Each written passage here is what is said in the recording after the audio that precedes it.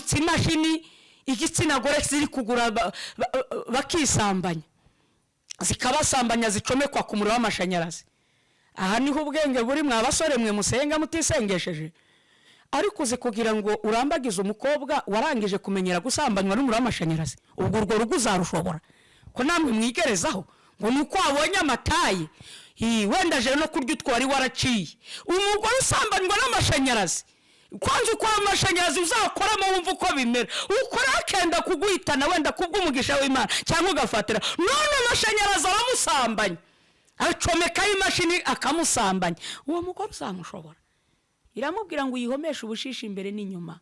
Imana irashaka agakiza k'imbere n'inyuma. Ibyo kuvuga mubeshya ngo Imana ireba umutima gusa n'ukubeshya. Irashaka agakiza k'imbere n'inyuma. Ukubonye akabona uri umugenzi ujya mu ijuru, ukubonye akabona warihaye Imana, akabona uri masera koko. Uretse kantu hose Satani arahagera. Njya numva n'ababikira binjirirwa bamwe bananiwe kuba mu makuva, harimo n'abasambana, kandi beshya ngo wihaye Imana izakuniga n'ukuri uzapfa nabi. Mutumva mbwira bamwe ngewe sindi umukozi w'amadini. Oya, nushaka uri padiri ukavuga ngo wemere Yesu Kristo umwana w'Imana, Yesu Kristo umanzi, ugiye kumukorera kera kabaye, ugasenya ingo z'abandi bagabo ukazinjiramo, kandi warabeshye ngo ntabwo uzashaka umugore, ukiyemeza ibyo udashoboye, ukabyara abana hanze, nta kabuza inkota y'Uwiteka izakunyuraho. Uzi ko mu gice cy'amajyaruguru mwiza Musanze ari umugabo, umupapa wampamagaye asenyewe na padiri, anyerekana amafoto padiri urugo yararugize urwe, kandi saho gusa. Hari n'ahandi no mu bihugu byo hanze nushaka uri padiri ijisho ry'Imana rirakubona. Ababyaye abakobwa bari kwicuza, aho umwana ava ku ishuri agakatira mu iroji, ugasanga yasohokanye n'igisaza kiruta sukuru.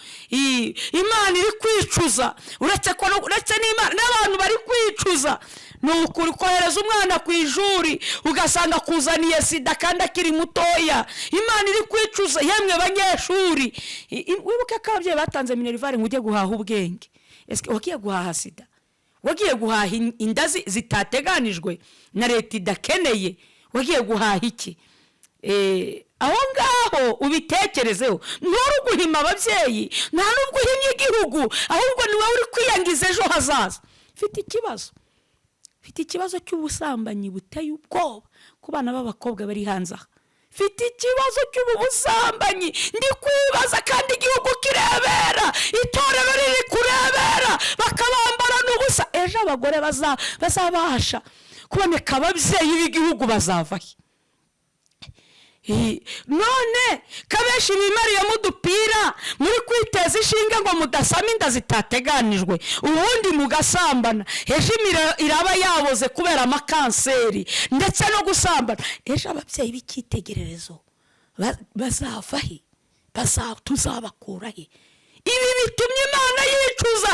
Icyatumye irema umuntu iricujije koko, ntibiteye isoni. Dufite ikibazo cy'abantu bazavamo abagabo ejo hazaza bagahagarara mu cyuho nk'abapapa b'igihugu. Niba uri umwana w'umusore usanga mu busore bwawe nturagira n'imyaka bamwe 30, ariko umaze kugira abana barenze 5, uri kubyara hirya no hino, urusha so wakubyaye kubyara, kandi ntufite naho kubarerera. None urabona imibereho yawe ejo hazaza, kandi uritwa umusore. Nibura wenda abakobwa numvisha bavita ngo n'abafiyemere. Ubusaba abasore bo bafite abana turabita iki? Ni garisopere. Arewe. Garisopere. None niba warangije ubusore bwawe, Imana izahirehe iguha umugisha kugira ngo ejo hazaza uzavemo umugabo nyamugabo wo guhagarara mu cyuho, ukaba waba umugabo wo guhagarara igihugu. Waramazwe n'uburaya, none bamwe mwabaye n'abatinganyi. Hari agasore nabonye ngo kiyise Chantal, bagamagaye ngo Chantal, nako karame cyakoze kacumuje abagabo beshi. Bamwe ngo karamizwe ngo yabandi baramutuka, gusa nagiye ndi guseka. Nukuri reba umuntu w'umusore uri kwiyita umukobwa, umusore uriyambika amabere, ejo hazaza tuzakura hehe abahagarara mu cyuho bakahagararira igihugu bakavamo abayobozi b'igihugu. Niba uri gucuranga ibyuma mu rusengero uri igitinganyi, usambana n'abandi basore, niko ye wa musore we, ni gute abasore bagenzi bawe bazajya bagutinya boshye? Umusore ugezeho ngo naragukunze, ngo urabitekereza, uri gutereta abasore bagenzi bawe.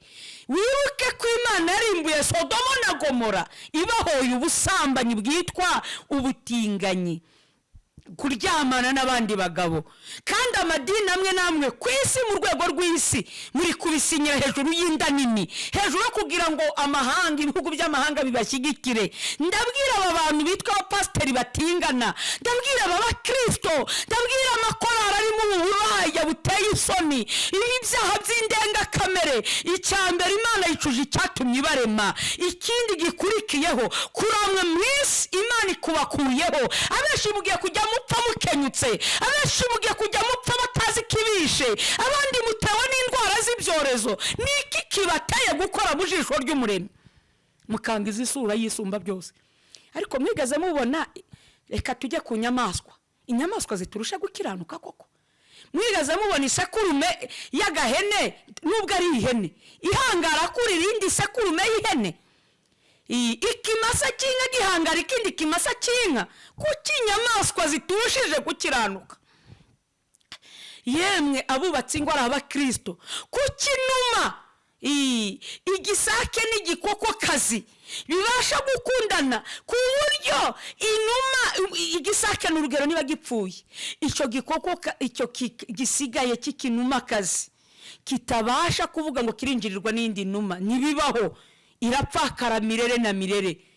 Ariko dufite ikibazo cy'uko umugore ari gusigarana n'abana 5, 6, ugasanga araka umuriro kurusha inkumi, asigaranye abana 10, asigaranye abana 8, ariko nawe ari mu butayu ngo ari harabohoza umugabo. Ngo Imana imushumbushe. Abagore mwe ni muri inkunguzi koko? Ubugiye kureba iko utabonye si koko? Tubwizanye ukuri. Kandi ngo uri kubohoza umusore. Hari n'abarumbiye Imana bitwa abahanuzi, kasanga n'umupfakazi w'umuhanuzi yasigaranye abana, ariko ugasanga akagenda kihambira akana kagahunga kakabeshya ngo Imana yavuze ko ari we bazabana, ngo nitabyemera ngo iramwica. Mburira abasore, muzagukangisha akavanga Imana yavuze ko tuzabana. Basore mube muntega amatwi munyumve, akagukangisha icyo gikangisho. Harimo abo bajya babeshya ngo nutabyemera ngo Imana irakwica. Icyo ni ikinyoma cyujuje imva, cyambaye ikinyoma. Ni ukuri, niba Imana ishaka kuzamugira umugore igomba kukugenderera wewe ubwawe. Marayika agomba kugusanga akamukwereka, Imana igomba kugusanga cyangwa ngo ukiyumvira ijwi.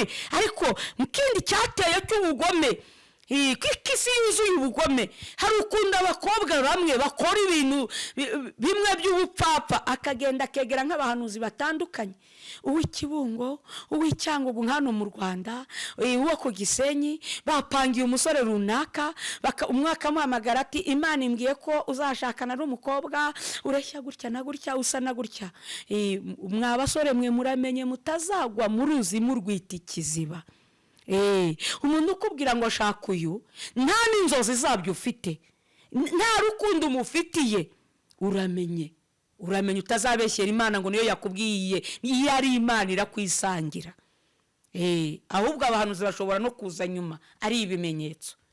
Ako tukarengeho n'abakobwa, kandi mboneye kubaburira kuko ari n'abakobwa bapangirwa gutyo. Nzu umukecuru bahaye amafaranga 100,000 wo mu ntara sindavuga hariho, agenda hanurira umukobwa mwumvisha umusore ko natamushaka, ngo Imana izamwimura urubyaro kandi ngo akazapfa vuba, ngo nakora ubukwe gutyo. Uwo mukobwa ashaka umusore atateganije, bitari muri gahunda ziko ari Imana. Ikibabaje yegezeyo barananiranwa, kandi wa mukecuru yahanuye yuko ngo bazabana, ngo bakazasazana, ngo bazabona buzukuru. Ese uwo mukecuru burya nta batabeshya, ntaho Satani atagera no mu bakecuru agerayo. None ntuwo mukecuru ahangaye kubeshyera Imana ngo iravuze, agashyingira abantu atari Imana ibikoze, ugira ngo ntazabazwa ubugingo bw'uwo mukobwa ndetse n'uwo mukobwa. aha hantu mwitondera, isi yuzuye ubugome no mu buhanuzi. Munakaza akarya ibyawe, akarya imitungo yawe, abeshya ngo ni Imana, ngo tanga aya mafaranga, ngo tanga isaka. Bakabeshya abanyaburayi, umuntu yaguhamagara ari uw'Iburayi cyangwa muri Amerika ngo sengera, ngo jevo praye, ngo tanga ngo amadolari 3,000, ngo nkugire ku musozi, ngo nutayatanga ngo icyumweru kimwe urabupfuye. Barababeshya. Ntago Imana, impano z'Imana zigurishwa ifeza. Ntago impano z'Imana zigurishwa amafaranga. Ibyo ni ibisambo. Nicyo kiri gutuma Imana yicuza. Imana iri kwicuza rwose. Bahamagara umuntu ngo muramba ngahe mukajya mu biciro. Uri umukozi w'Imana yaguhamagara uri umuhanya, warangiza ukiyita internationale, ukumva urakaze. Ngo evangeliste, ngo nimutamba 2,000,000, ngo ntago nza muri icyo giterane ngo mbaririmbe ngo ngirize ubutumwa. Uribuka iyo wavuye ko Imana yaguhamagaye uri umutindi wo kubabarirwa, nta n'uwaguha amazi, waragerageje akazi bikanga. Heske ba Petero bacuruza ubutumwa, ubutumwa bwari kuzagera ku isi ryari? Bwari kuzagera mu Rwanda ryari? Burundi mwari kuzabubona? Iyo tubwizanye ukuri, iyo Yesu azagurisha ubutumwa, twari kuzacungurwa. Yemwe bantu muri gutuma Imana mukuzana uburakari bwotsa ku isi, nimwe muzaniye isakaga, nimwe muri gutuma ibihugu birwana kubera biyitirira Imana ari ibisamba, ari abasambanyi. Uzi ko ari igihe usanga no mu nsengero bahasambanira, abantu babeshye ngo bagiye gusenga. Twikomereze. Imana ibwira Nowa ati kubw'ibyo ibariza inkuge. Muntu w'Imana uri kunyumva, ibariza inkuge. Iyo nkuge Nowa yayibajije igihe kinini. Ndamya ko atayibajije mu kwezi kumwe, sino mu mezi 2 n'imyaka. Ndakubwira ngo ibariza inkuge. Cyambere wayibaza mu gukora neza, mu gufasha abababaye. Ntago urabaza ubwato. Iramubwira ngo uyihomeshe ubushishi imbere n'inyuma. Imana irashaka gakiza k'imbere n'inyuma. Ibyo kuvuga mubeshya ngo Imana ireba umutima gusa n'ukubeshya. Irashaka gakiza k'imbere n'inyuma. Ukubonye akabona uri umugenzi ujya mu ijuru, ukubonye akabona warihaye Imana, akabona uri masera koko. Uretse kantu hose Satani arahagera. Njya numva n'ababikira binjirirwa, bamwe bananiwe kuba mu makuva, harimo n'abasambana, kandi beshya ngo wihaye Imana izakuniga n'ukuri, uzapfa nabi. Mutumva mbwira bamwe, ngewe sindi umukozi w'amadini.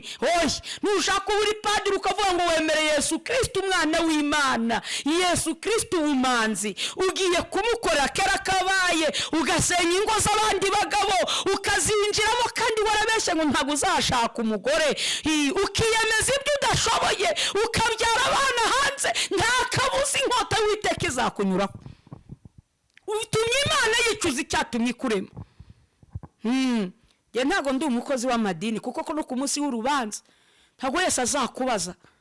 Ntago Imana izakubaza ngo wasengeraga he, ahubwo kuba warumvisha ukuri ntugugenderemo uzabizira. Uzi ko mu gice cy'amajyaruguru mwiza Musanze ari umugabo, umupapa wampamagaye asenyewe na padiri, anyerekana amafoto padiri uko yarugize urwe, kandi saho gusa.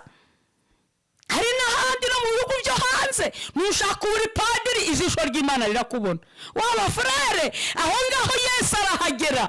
Birababaje, uramenye yicaye kuri ya ntebe y'umuriro iyera cyane, iri kumwe n'ibizima n'abakuru bahora bayiramya, ukaba witwa masera.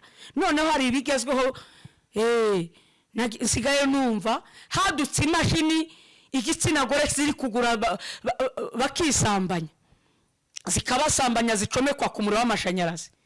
Aha niho ubwenge buri mwabasore mwe musenga mutisengesheje. Ariko uzi kugira ngo urambagize umukobwa warangije kumenyera gusambanywa n'umuriro w'amashanyarazi, ubwo urwo rugo uzarushobora ko namwe mwigerezaho ngo nuko wabonye amatayi, wenda je no kurya utwari waraciye. Umugore usambanywa n'amashanyarazi, kwanza uko amashanyarazi uzakoramo wumva uko bimera, ukora akenda kuguhitana wenda kubw'umugisha w'Imana cyangwa ugafatira. None amashanyarazi aramusambanya, acomeka imashini akamusambanya, uwo mugore uzamushobora? Ni gute Imana itaricuza abantu bagazaho gusambanywa n'imiriro y'amashanyarazi? abandi reka data niba ari n'abakozi bo mu rugo satani hose arahagera, abadafite amashanyarazi barishyiramo za karoti, ibintu byose bari kwisambanya bikinisha bakora ibiteye isoni, ngiyi iminwa bamwe bonka ibitsina by'abagabo barangiza bakajya mu kiliziya bagahabwa ukaristiya, abandi bagahabwa amagaburo yera. Ijambo ry'Imana rikavuga ngo urabikora nkakwihorera, ngo akagira ngo rwose mpwanye nawe, ngo ariko hari umunsi nzabishyira imbere y'amaso yawe uko bikurikirana. Uwiteka yicuza yuko yaremye abantu mu isi, bimutera agahinda mu mutima. Uwiteka aravuga ati nzarimbura abantu naremye mbatsembe mu isi, uhereye ku muntu n'inyamaswa n'amatungo n'ibikururuka n'inyoni n'ibisiga byo mu kirere, kuko nicujije yuko nabiremye. Ariko Nowa agirira umugisha ku Uwiteka. Dusimbuke hepfo ku murongo wa 13, twari tugeze ku murongo w'8, ariko dusimbuke 13. Haravuga ngo Imana ibwira Nowa iti iherezo ry'abafite imibiri bose rije mu maso yanjye, kuko isi yuzuye urugomo ku bwabo, dore nzabarimburana n'isi. Nuko rero wibariza inkuge mu giti cyitwa gofero, ugabanyemo ibyumba, uyihomesha ubushishi imbere n'inyuma. Mwakire neza ijambo ry'Imana. Ni ukuri abakunda bose ubugingo buhora buvuza kuzabana na Yesu, intego yacu niyo kwihanisha ibyaha, ni ukureka ibibi ahubwo tugakora ibyiza. Iyo niyo ntego igamijwe kugira ngo abantu bihane, hagabanye umubare w'abenshi wo kurimbuka, hiyongera umubare w'abakizwa abakurikiye umwami Yesu. Ikindi kandi mbonereho no gusuza bene data abari kunyumva hirya no hino mu bihugu bitandukanye bya Afurika n'Uburayi, za Amerika, Aziya, abo bose ndabashuje muri aho yemwe, ndetse n'abari kwa muganga, mu bitaro, mu mazu y'imbohe, namwe Yesu arabakunda. Ni ukuri nubwo muri mu mubabaro urenze, ariko icyo ashaka nuko atifuza ko hagira ukurwa mu mubiri atihannye, kugira ngo muzabone ubwami bw'Imana. Naho waba uri muri gereza wakwihana, imbabazi z'Imana zirahari, ziracyahari, haracyari amahirwe. Ariko nurangara umwanzi yakuriganya uri mu bitaro kandi uri mu mubabaro, ugahomba ukabura ubwami bw'ijuru, ukazajya mu mubabaro udashira. Ndagushimiye Mana y'abasogokuruza bacu Abrahamu na Isaka na Yakobo, uhimbazwe igitare cyanjye kandi cyiza. Ni wowe ukomeye mu isi ndetse no mu ijuru, ni wowe uvuga bikaba, wategeka kandi bigakomera. Ndagushimiye uwera kuri uwo gushimwa, wangiriye ubuntu, wemera ko nongera kubumbura amaso yanjye, wemera ko nongera ndetse kuvuga gukomera kwawe. Niba nkugiriyeho umugisha, gusenga kwanjye kumvikana heraho mu ijuru, ntunyime icyo ngusabye, kuko data mwiza ndifuza ko wagabanya kurimbuka kwa benshi, ukongera umubare w'abakizwa, ugatabara ubugingo bwa benshi burimbutse, ukabukiza rwarwo, ukabukiza umugome Satani, ugakuraho gukora kose k'umugome w'abadayimoni. Ndakwinginze Uwiteka, ungenderera imitima, uyivomerere rwose amazi y'ubugingo. Hari ibyo ntashobora, hari n'ibyo ntamenya, ariko wowe uri mu ijuru, buri mutima, buri wese uzi ibyawufasha, ibyawugirira umumaro. Kubw'amaraso yamenetse igorogota, reka yongere abe gukomanga kuri buri wese, kugira ngo data mwiza wo mu ijuru bibuke abana b'abantu gucungurwa kwabo, bibuke neza, bibuke urukundo rutagira akagera Imana yakunze abari mu isi cyane, kugira ngo bagarukire umuremyi data wo kwizera, bahunga umujinya uzatera isi. Kuko ushimye ko mvuze impanda mu kanwa kanjye, wemere Kristo ntibibe ibyo kuvuga gusa, ahubwo bigire umumaro. Ngahoramira ubugingo bwa benshi, nubwo umuntu yaba ari mu bitaro, ariko niwemere ko apfa atihannye, yaba ari mu nzu y'imbohe, iri jwi rimugereho. Aho ari hose Mana data, ijwi ryawe rigere aho ngewe riziki ntatekereza ko ryagera.